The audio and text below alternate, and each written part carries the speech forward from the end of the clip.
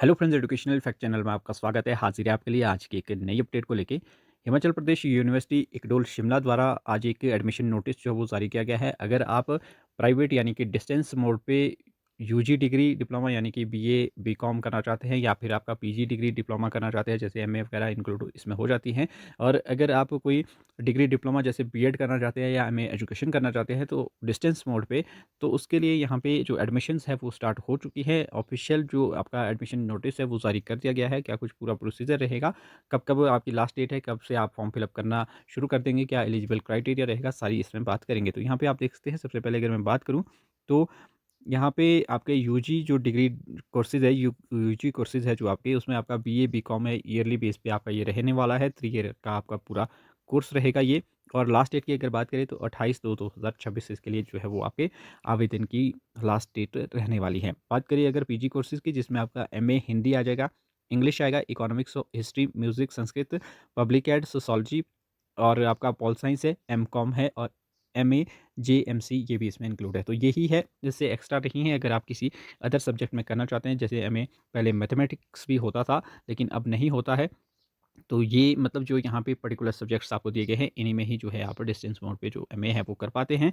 और ये भी आपका 2 ईयर का आपका टोटल ये कोर्स रहते हैं और जिसमें सेमेस्टर बेस्ड आपके एग्जामिनेशन होते होंगे 6-6 महीने बाद। और आपका 28/2/2026 इसके लिए भी लास्ट डेट रहने वाली है।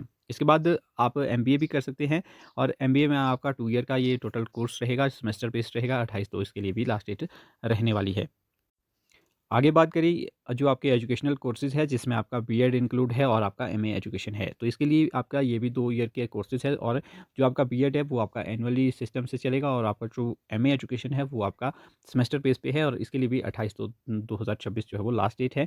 और बीएड की अगर मैं बात करूँ, बीएड में एक स्पेशल बात ये रहने वाली है, बीएड के लिए सभी एडमिशन जो है वो नहीं ले पाते हैं इक्टोल में।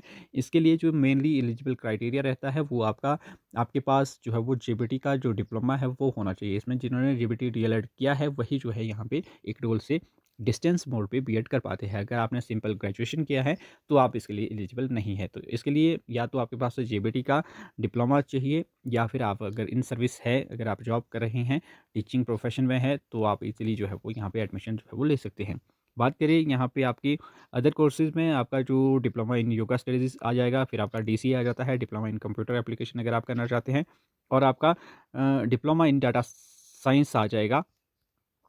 ये तीनों आपके 1 ईयर की कोर्सेज़ रहने वाले हैं, जिसमें आपका जो योगा स्टडीज़ है वो आपका 1 ईयर का एनुअल सिस्टम के आधार पे चलेगा और ये 2 आपके चलेंगे सेमेस्टर बेस पे। तो इसके लिए भी 28 तारीख जो है वो लास्ट डेट रखी गई है। एडमिशन के लिए आपको ऑनलाइन आवेदन करना होगा, किस तरह से आप अप्लाई कर पाएँगे उसके लिए हम जल्द आपके लिए वीडियो लेके आएँगे। फिलहाल अभी लिंक वगैरह भी अवेलेबल नहीं है, तो इसलिए हम किस तरह से जो आपका प्रोसीजर होगा वो बता नहीं पाएँगे। पिछली वीडियोज़ है उनको आप ज़रूर देख सकते हैं, लेकिन अभी जो आज से आपकी जो लिंक्स है वो एक्टिवेट हो जाएँगे, शाम तक आपको देखने को मिल जाएँगे, तो आप आवेदन जो है वो कर पाएँगे। और बीएड में एक बात मैं और आपको बता दूँ, इसके लिए जो आप अप्लाई करेंगे उसके लिए लगभग आपकी 1700-1800 फ़ीस जो है वो लगती है।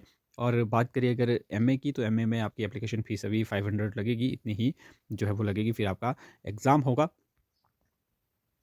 सॉरी एग्ज़ाम नहीं, काउंसलिंग होगी मतलब, और काउंसलिंग के बेस पे ही, चाहे आप बीएड की बात करें तो उसमें मेरिट बेस पे आपकी जो है वो सिलेक्शन होती है वहाँ पे।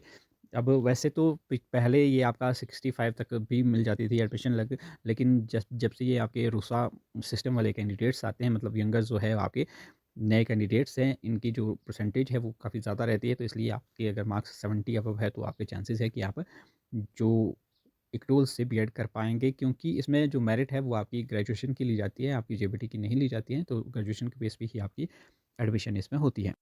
और एमए के लिए मैं आप सभी को एक बात और बता दूँ, क्योंकि बहुत सारे ऐसे कैंडिडेट होते हैं जिनको पता नहीं होता है, जो मतलब फीमेल कैंडिडेट्स हैं मेनली, उनके लिए आपका अगर आप एमए करना चाहते हैं तो प्राइवेट भी डायरेक्टली हो जाती है एचपीयू से। उसमें आपको कोई एडमिशन लेने का कोई वो नहीं है, आपको बस आपका जो आरएमई फॉर्म है वो फिलअप करना होता है और डायरेक्टली आप एग्जामिनेशन फॉर्म फिलअप करेंगे उसके बाद और आप एग्ज़ाम दे सकते हैं। उसमें आपकी फ़ीस भी कम लगती है, मतलब आपको ज़्यादा कुछ नहीं करना पड़ता, असाइनमेंट भी नहीं बनानी पड़ती। लेकिन अगर आप इक्डोल से एमए करते हैं तो यहाँ पे एक तो आपको एडमिशन फ़ीस भी पे करनी पड़ेगी, मतलब फ़ीस आपको यहाँ पे ज़्यादा लगेगी और आपको असाइनमेंट वगैरह भी बनानी पड़ेगी, मतलब पूरा प्रोसेस आपका चलेगा।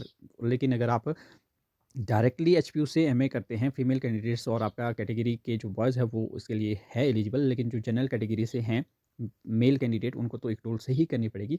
फीमेल कैंडिडेट को यहाँ से करने की ज़्यादा ज़रूरत नहीं है। हाँ, अगर आप शौक से करना चाहते हैं तो आप कर सकते हैं, लेकिन female candidate directly examination form fill up करके जो है वो आपका एग्ज़ामिनेशन होते हैं। उसके लिए थोड़ा-सा आपको अवेयर ज़रूर रहना होता है, लेकिन आपके ईज़िली उसमें एग्ज़ाम हो जो है वो हो जाते हैं। एग्ज़ामिनेशन फ़ीस लगती है आपकी 4 सेमेस्टर की, पर ईयर आप पर सेमेस्टर आपका 1000 फ़ीस आपकी इसकी रहती है, तो डायरेक्टली वही आपको 4000 पे करने होते हैं। वहाँ से 4000 में आपकी एमए जो है वो हो जाती है, लेकिन यहाँ पे आपको थोड़ी-सी ज़्यादा फ़ीस जो है वो पे करनी पड़ेगी। लगभग 4000-4500 के करीब जो है वो 1 सेमेस्टर की ही जो है वो फ़ीस आपको यहाँ पे पड़ेगी। तो इतना सा डिफ़रेंस है, वो आप देख लें अपने लेवल पे। किस तरह से एग्ज़ामिनेशन होगी उसके रिगार्डिंग हमारे चैनल पे आपको वीडियोज़ पहले पहले की भी जो है वो मिल जाएगी, तो वो भी आप देख सकते हैं। बाकी आप कमेंट भी कर सकते हैं, अगर आपका कोई डाउट है, कोई क्वेरी है, तो मैं कोशिश करूँगा आपके क्वेश्चन्स का रिप्लाई करने की। तो फिलहाल अभी के लिए इतना ही, मिलते हैं अगली वीडियो के साथ, तब तक के लिए बाय।